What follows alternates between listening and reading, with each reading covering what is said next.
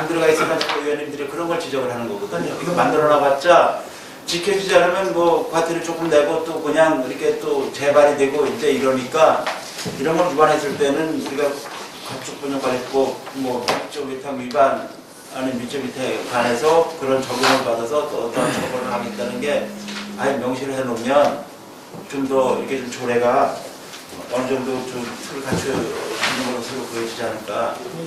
근데 이게 이제 축산농가와 비축산농가들이 서로 좀 양보를 안 하고서는 이게 될 수가 없는 이런 조례이기 때문에 힘든 건 아는데 기왕에 할 때는 뭐 2년 있다 또 개정해야 되는 이런 조례를 만들어서는 안 되기 때문에 좀 설득이 좀 모자란 것에 대해서는 어느 정도 이제 시간도 지나고 그래서 하면 이 업무를 좀 비슷한 거는 자꾸 통합을 해놔야 관리가 쉬워지지 이거를 비슷한 걸 서로 나눠 갖고 있으면 이 과별로 서로 미루게 되잖아요. 그치? 봐서 내가 좀 밀어드릴 것 같으면 서로 밀기 때문에 이런 관리가 자꾸 안 되는 거거든요. 그렇기 때문에 제가 봤을 때는 축산과에서는 이제 그 축산에 대한 육성 사업이나 지원 요것만 좀 축산과에서 하고 나머지 그 분뇨 처리나 뭐 이런 거는 환경과에서 다 일원하는 게 맞는 것 같아요. 처리하는 거는 여기서 하고 똑같은 똥을 가지고 가축 분뇨 가지고 이거를 뭐 퇴비를 쓴다고 이거는 그럼 축산과에서 해라. 그 관리가 제대로 되겠어요? 어떤 그 법적 근거를 가지고 그 분뇨는 처리해야 되는데 17년도에 만들었잖아요. 근데 또다시 19년도에 와가지고 지금 거리 제한을 이렇게 하겠다고 얘기를 하고 있어요. 그죠? 왜 그렇게 돼요? 뭘 잘못한 거야 도대체? 누가 잘못한 거야? 그럼 2011년도에 또 거리 제한 또 하겠네? 지금 이 상태로 가면. 뭘 어떻게 해야 돼요? 그분들이라고 뭐 일반 비축산인들한테 불편을 끼친다는 걸 모르지는 않아요. 그죠? 모르지 않으면서도 그렇게밖에 할 수 없는 사항도 있었을 거고 또 그걸 또 눈 감아주는 부분도 있었을 거고 여러 가지가 있는데 그때 거리 제한을 분명히 한번 강화시켰습니다. 지금과 같은 반발은 아니었지만 그때도 이만큼 반발이 있었습니다. 근데 그 거리 제한 그렇게 했죠. 근데 2년이 지난 지금 여기 보면 뭐 50%까지는 아니더라도 50%에 상하는 정도의 거리 제한을 지금 특히 단독 주택까지 포함하면 100% 이상의 거리 제한을 또 두고 있습니다. 그렇죠? 아니에요? 그렇다고 볼 수 있어요. 근데 이거 가지고 지금 미진하다고 또 얘기 나오는 사람도 있고 과하다고 얘기하는 분명히 이제 뭐 양날이겠죠. 분명히 얘기를 하고 있는데 여기서 도대체 문제가 뭐냐고 왜 그거 해결할 생각은 안 하고 거리 제한만 하면 내년에는 한 2년 뒤에는 돼지 개 다 고리는 한 5kg 이상 떨어뜨려 놓으면 되겠네. 그냥 편하게 가면 되잖아요. 뭐 문제 이렇게 하나도 없잖아. 그 안에 있는 돼지우리나 소우리는 다 사주고 없애고 그럼 깨끗하잖아요. 근데 가장 편한 방법을 내비두고 왜 멀리 돌아가지? 근데 아무도 왜 이렇게 해야만 되는지 왜 이렇게 안 해도 충분히 서로가 조화롭게 살아갈 수도 있는데도 불구하고 꼭 이렇게 해가지고 시끄럽게만 해야 되냐고. 누가 잘못하는 거예요?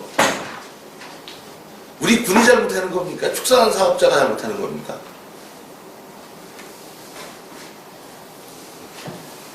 제가 보기에는 양측이 다 잘못이에요. 근데 양측이 다 자기 할 도리 다 안 하는 거지. 우리 행정에서도 여러 가지 얘기 나왔지만 그것이 안 지켜졌을 경우에 할 수 있는 여러 가지 방법을 다 동원해야 될 거고 또 우리 축산 하시는 사업자분들도 다른 사람한테 피해를 끼치지 않도록 노력해야 되는 게 맞는데 그게 안 되니까 뭐 한 2년 뒤에는 이제 뭐 100m짜리는 한 300m 가고 자꾸 늘려놓으면 되지 뭐. 우리 하기 편하잖아요. 숫자를 이렇게 해놓으면. 근데 그때도 이거 개정을 하면서 2년 전에 개정하면서도 이 똑같은 얘기 다 나왔던 얘기잖아요. 근데 아무것도 행정에서 한 거 없고 축산사업자도 특별히 한 거 없습니다. 지금 이렇게 해서 소위 얘기해서 나 축산사업자 입장에서는 나한테 불편한 것만 얘기할 거란 말이에요. 그죠? 혹시나 이것 때문에 위축되면 어떻게 되나 이런 얘기만 할 거고, 우리 환경과장 입장에서는 여기 보니까 먼저 가져왔던 것보다 완화된 게 몇 개가 있네. 그죠? 그것도 동네에서 시끄럽게 하니까 슬쩍 떡 하나 주고 조용히 해 이렇게 되는 거 아닙니까 이거? 제가 오늘 여기서 말씀드리고 싶은 거는, 이거는 제가 보면 숫자상의 의미는 전혀 무의미한 것 같아요 이제는.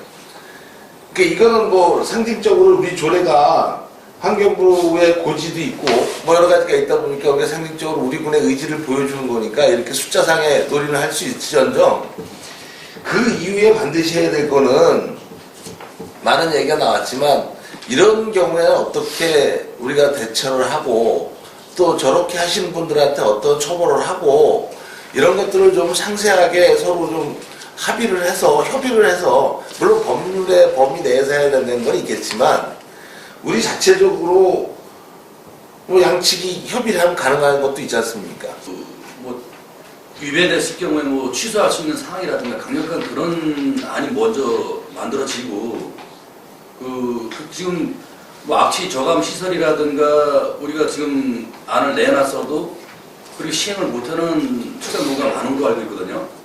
지금 심지어는 뭐 지금 축산농가 보면은 아직까지도 스레티 위에서 지금 짐승이 가축을 기르는 분도 많고, 그 저감 시설을 해라고 해서 뭐 밀폐형 무창 시설을 해라라도 안 하는, 아직도 좀 시설이 안 되는데도 여러 가지 많은 걸로 알고 있는데, 지금 그 17년도에 국민권익위원회에서도 그 축산농가에 대한 그 민원이 정적으로 민원 치고만이 한 36%가 된다고 나왔어요, 데이터가. 그리고 그 국민신문고에 그 제안으로 올라온 것도 연 1,500건 이상이 비중을 차지하는 게 지금 축산농가에 대한 문제점인데, 이런 문제점 갔을 때 저는 이런 규제만 갖고도 과연 이게 악취 저감 시설이 보완이 된다고 보지 않거든요. 제가 어차피 거리를 1km, 2km 뛰어나도 이 냄새라는 게 날씨에 따라서 엄청나게 멀리 가는 경우가 있다는 얘기예요. 이런 규제도 중요하지만은 축산농가 허가도 중요하지만은 강력한 어떠한 그 대안을 만들어서요. 그 취소도 과감히 할 수 있는 부분을 다 했으면 좋겠어요. 그래서 지금 한 농가에서는 어느 지역에서는 그런 한 곳에 축산농가를 이전해줄 경우에는 품종 반대 축산농가는 다 이전해야 되는 또 다른 또 비용 문제도 발생이 될 수 있고요. 저는 그래서 지금 이 문제는 오늘 사실 뭐 일단 이 정도까지가 돼서 마무리가 될 수 없는 그 산이라 보고요. 다음에 진짜 이런 규제안만 그 거리 제한을 두는 규제안이 중요한 게 아니라 축산농가들이 진짜 열심히 그 자발적으로 개선 사업에 같이 호흡을 맞춰가지고 악취 제거라든가 뭐 여러 가지 그런 어떤 개선 사업에 대해서 똑같이 동참할 수 있는 경우는 몰라도 거기에 위배됐을 경우에는 또 다른 제재 주의, 강력한 제재 주의라는 거를 다시 한번 그 같이 공청회를 통해서라도 그 한번 공감될 수 있는 거를 대안을 마련할 필요성이 더 있지 않나 해서 말씀드리고요. 이 안에 대해서는 다시 한번 과장님하고 우리 저 집행부나 우리 의원님도 다시 한번 또 논의하겠지만은 그 심사숙고하게 그 거리 제한만 둬서 과연 이게 100% 어떤 해결이 된다면은 모르겠지만 이게 문제점이 있는 것만큼에서는 다시 한번 짚고 넘어갈 필요가 있지 않나 해서 말씀드립니다. 네. 1시간 이상을 지금 토론을 진행합니다. 지금 황명 과장님께서 물론 이제 공청회나 단체하고 여러 부분을 협의를 거치고 최종안이 나왔다라고 하지만 지금 의원님들께서 이제 말씀하신 여러 가지 사안들이 또 가미가 좀 돼야 좀 되지 않는가, 이런 측면에서 과장님께서 어떻게 생각하십니까? 자치단체장이 정하도록 그 위임 받았지 여느 뭐 제재라든가 이런 사항 같은 경우는 별건으로 좀 다뤄줬으면 하는 정말 이 자리에서 간곡한 말씀을 좀 드리고요. 이 조례에 그런 것까지 또 담고 가기에는 저희가 그 위임 사항이 아닌 부분을 갖다가 무리해서 가서 또 그 조례에 그 흠이 생겨서 이런 그 잘못된 조례로 또 남지 않도록 다시 한번 좀 말씀을 좀 드리면서 분명히 봤을 때 위헌 소지가 분명히 있음에도 불구하고 이런 걸 우리가 공청분에서 이렇게까지 좀 해야 될 필요가 있는가. 그리고 또 허남전 의원님이나 뭐 다른 의원님도 말씀을 하셨지만 우리가 뭐 이렇게 만드는 것도 중요하지만 이거에 따르는 지도 단속 처벌 등도 후속적으로 분명히 따라줘야지 되지. 강력한 뭔가 좀 안이 좀 들어가 있어야지.